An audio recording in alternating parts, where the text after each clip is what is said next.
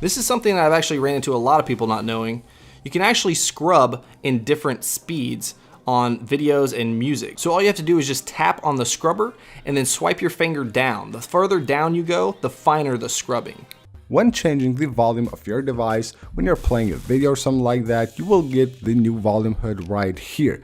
But of course you don't have to continuously tap on the buttons to bring up all the way the volume or all the way down. What you can do here is once you tap the button, you can just slide your finger, and as easy as that, you can move the volume up and down. You can see how easy that is. And also once it goes away, you have like a couple of seconds there to actually bring back that volume hood. So from there, just swipe like this and it comes right back. In the calculator app, if you go ahead and open it up, if you type in any number, you can see that if you swipe to the right or to the left, it's actually going to delete those characters. Of course, the home screen widgets on iOS 14 are one of the biggest new features. Now, the clock app and the weather app are pretty awesome, of course, and their widgets as well. And there's a very cool trick that you can do if you want to have like multiple cities for the weather app or the clock app. So here I have two different clock widgets. Basically, they're the same, but I can just 3D touch on one of them and choose here whichever city I want to play. So just choose any city here, and then what I can do is I don't want to have like 3 or 4 different widgets with different cities here. Just go ahead and drag them and create a stack here, and then I will have, of course, a stack with different cities. Of course, all from the clock app. I can have 3-4 cities, the same for the weather app. Just go ahead and 3D touch on any of the widgets and pick whichever city you want there, and then you can have all of them in one widget. Calling somebody with an extension, then you can actually enter the extension before you make the phone call.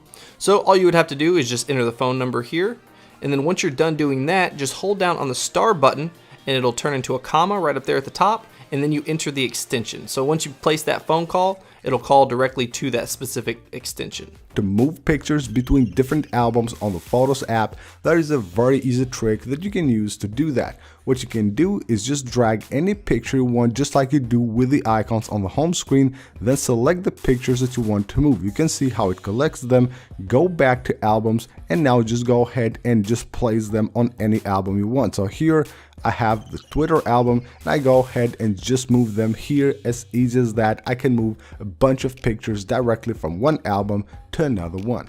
Playing games on your phone is fun, but watching ads sucks. So you can see right here, you usually have an option to actually pay to get rid of ads, but you could do it the free way as well by just swiping up on your control center, turning on airplane mode, and then playing your game all you want and not getting any more of those ads. A very easy and quick way to select pictures on your iPhone is by tapping on the status bar. So if I start selecting here, I want to select all of these pictures. All I gotta do is just tap right there, and you can see it goes to the top, and now I can quickly select any of these pictures, which is of course really cool and very useful as well. Everybody likes music, but the iPhone really doesn't have that powerful of speakers. So if you want to get a little bit louder, then you can just throw your device into a cup and let it amplify the sound. Next up, we're talking about music. Probably most of us, if not all of us, play music on our car through the iPhone, whether you're connected through Bluetooth or a cable, anything. When you get notifications, it will all the time interrupt your music. The way to stop that is by turning on the mute switch on the side of your iPhone. So you turn on the mute switch while you're listening to music on your car. That makes the iPhone play the music and just bring the notifications in silent mode. And of course, it won't stop the music, but you won't get interrupted by notifications. So if you ask Siri what your name is, what's my name? You're Stefan. That's what you told me anyway. So if she says that your name is Stefan and your name is actually pronounced Steven, then you can change the pronunciation just by saying, change the pronunciation of my name. Okay, how do you pronounce the name? Steven. Okay, thank you. Which pronunciation should I use? Now you have two options here. Steven. Stefan. Steven. So if it is Steven, you would just tap select. Great, I'll pronounce it. Steven. From now on. And then she changed the pronunciation. A really useful feature of iOS, which has been around for quite a while, but I'm pretty sure a lot of people don't actually use allows you to quickly enter like any text you want, maybe enter your email. So you can see right here, I just tap triple A's there and I can go ahead and just enter my email as quickly as that. You can do that by going to General, and then you go ahead and just go to your keyboard.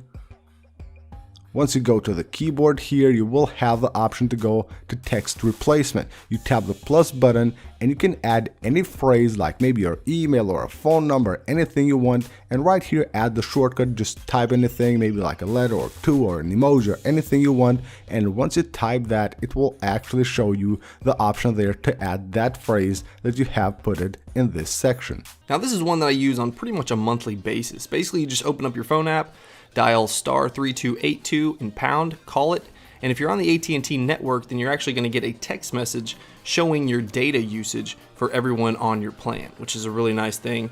And like I said, I use it pretty much on a monthly basis. So of course this has a lot of account information, so I've blurred out quite a bit, but it's still a really easy way to keep up with your data usage. Alright, the first one can be found on the Safari app. So let's say you're browsing the web and of course you find here a link that you want to take a look at. You tap on it, it will open it on a new tab. So you're done with this, you want to close this. You don't have to actually go to the tabs view to close that and go back to the original tab. All you gotta do is just hit the back button here and it will go back to the original tab automatically and will also close that one that you just opened. So you take a look at the link that you want, click back and you're good to go. The tab is automatically closed. Now another pretty cool glitch that you can do here is you can go to your lock screen, and then what you want to do is pull up about halfway on the lock screen until this populates right down here. So what you want to do now is actually tap on the video, and then you can tap on video to start recording. Now what you want to do at this point is hit the home button once and then just wait until your device falls asleep. What this is going to do is put your device to sleep, but you're still recording video. So you can see right here, if I go ahead and turn this around, you're going to see that in the video here. And you can actually hear once you wake up your device again, it's actually going to stop recording. So at this point, let's go ahead and look to see what we have here.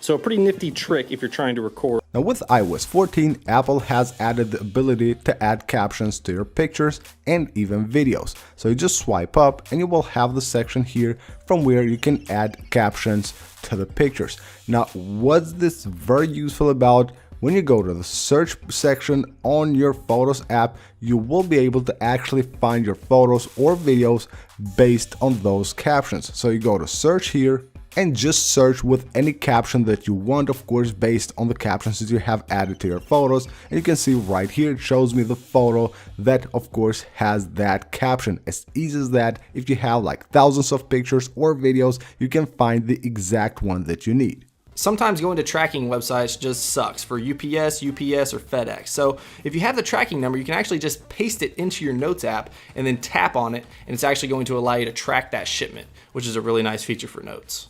There's a quick little shortcut on the keyboard here. If you tap on the numbers and you type in a number, it's actually going to stay on the number keyboard. But if you go back and you actually hold down and then swipe over, it'll actually go directly back to the alpha keyboard. On iOS, you can basically calculate anything you want on the Spotlight search. So just type there anything you need and it will calculate it right away, as easy as that. Now, if you need the calculator app, you can just tap on the result and it will take you, of course, with that result into the calculator app, and then you can continue on from here. But as easy as that, you can do any calculation you want directly from the Spotlight search. If you want to create a custom vibration, you can do so pretty easily just by opening up settings, scrolling down here to sounds, open that up, and then tap on either ringtone or text tone, and then you'll see a vibration up at the top. And down at the bottom, you'll see create new vibration. So at this point, all you have to do is just tap on the screen and hold it down for longer vibrations. This is going to allow you to create your own vibrations, and you can save that to a particular contact or just in general on your device. Now, if you have folders with a bunch of apps on them and you get notifications, you will see some like this. You can see the folder there and it shows a notification, but I don't have to actually open the folder and just dig through and see which app actually has notifications. All I gotta do is just 3D touch and it will show me here the name of the app that actually has a notification. I tap on it and it will take me directly to the app. As easy as that. You can find the apps where you have notifications. This little tip is actually going to give you a ton of different faces that you can use in your keyboard. So all you have to do is just go into General, Keyboards, and then add a keyboard, and then you're going to want to add the Chinese Simplified Keyboard, which you can see I've already added, but it'll be right here above Chinese Traditional. And then just open up any app that has your keyboard, and then tap and hold, and then go to the Chinese keyboard, and then just tap on the numbers, and then tap on the symbols, and then you'll see a little face right there above the space bar. So tap on that, and then there are a ton of faces that you can actually use right here. And I mean a ton. I'm not kidding when I say a ton. There's a ton. Look at all of them. On iOS 14, Apple has added the ability for inline reply on iMessage. That means that I don't have to just type a reply here, I can reply to a certain message. And that of course will be much useful if you're doing like a group chat or something like that. So if I just want to reply to a specific message, what I can do is just double tap on that message and it gives me the option here to reply. As you can see, as it brings here the message, now I can go ahead and directly reply to that specific message on iMessages. Of course, on iMessage, you have the option to send pictures. So when you're sending pictures to someone from iMessage, did you know that if you just take a live picture and you send it to someone, they will receive that as a live picture, and of course, they can play that picture. What you can do here is just tap on the picture, it shows you live here, it tells you that that's a live photo. You can actually tap on it and you can disable the live photo, so it will just go as a simple photo. So you don't want to send a live photo to someone, just tap here, tap the done button and you're good to go. That's no longer a live photo. If you have read receipts turned on, you don't want somebody to know that you've read their message. You don't want to swipe down on the banner notification. You want to go in the notification center and then read it right there in the notification center. This way they won't get a read receipt. One of the most popular features of iOS 14 is of course the back tap feature. You double tap or triple tap on the back of your iPhone to perform an action. Now when you go to back tap here on the settings, you will find here a few actions that Apple has put it on this section. But if you just go lower here, we'll have your shortcuts. Now with shortcuts, you can create your own actions that you want to perform with back tap. So here I have flash tap, just double tap on the back of the phone and it lets me quickly turn on or off the flashlight. I don't need to go look around for the flash button on my iPhone. When I quickly need it, just double tap there on the back to turn it on or off. Or maybe quick pick, quickly take a picture from wherever you are on your iPhone. All you gotta do is just double tap or triple tap and of course it takes you to the camera app. So let's just do that. It's kind of hard from the stand here, so it takes you right here. Quickly take any picture with the front or the rear camera, whichever you choose, of course, from the Shortcuts app. Probably know about this one, but if you need to charge your device faster, all you need to do is just plug in your device and then throw your device into airplane mode. And if you really wanted to go even faster than that, you can literally just turn off your device. So if you got like 10 minutes or 20 minutes so you can charge as much as possible, go ahead and turn off your device and then let it charge. In my opinion, one of the most underrated features on iOS are automations. A really cool thing that you can do with automations is set the volume for any of your Bluetooth devices. So you can create a personal automation and find Bluetooth here. So you will have your devices, all the devices you have previously connected with your device, with your iPhone, and you can choose any one of them. So in this case, I want to choose the AirPods, click the dump button and click next. Here on add action, just choose basically search set volume. And from here, I can go ahead and set the volume at any percentage I want. Once I have set this percentage, then it will basically turn the volume up or down to that specific percentage, of course, whenever I connect to that device. So you click done and you're good to go. Whenever you're connected to your AirPods now, you will have the volume set at that specific percentage that you set from the automations.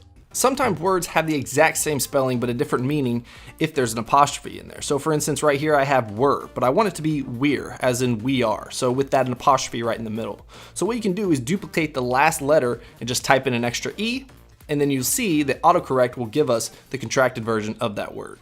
This is actually one that I'm ashamed to not have known of before, and that's changing the direction of the panorama. So all you have to do is just tap on that arrow, and then you can change the direction in which you pan for your panorama. When you go to the iMessage app, it will probably look something like this. But did you know that you can actually go to the settings and go to iMessage, and lower here you will find a section that says filter unknown senders. Now this will enable a few folders here on the iMessage app. So when you go to the iMessage, now you will have here a button that says filters. Tapping there, it will take you to 3 different folders. So you will have all the messages on one place, or you can just go to the known senders or unknown senders. So if you just want to filter out all the messages that you get from unknown senders, then you can do that using this trick. Tapping on the page dots on the springboard will actually take you to the next page or previous page depending on where you tap. So rather than having to swipe, you can just tap on these page dots. Alright guys, that's all I got for this video. Hope you guys enjoyed it, and if you did, make sure you hit that like button and share it with your friends and all that good stuff.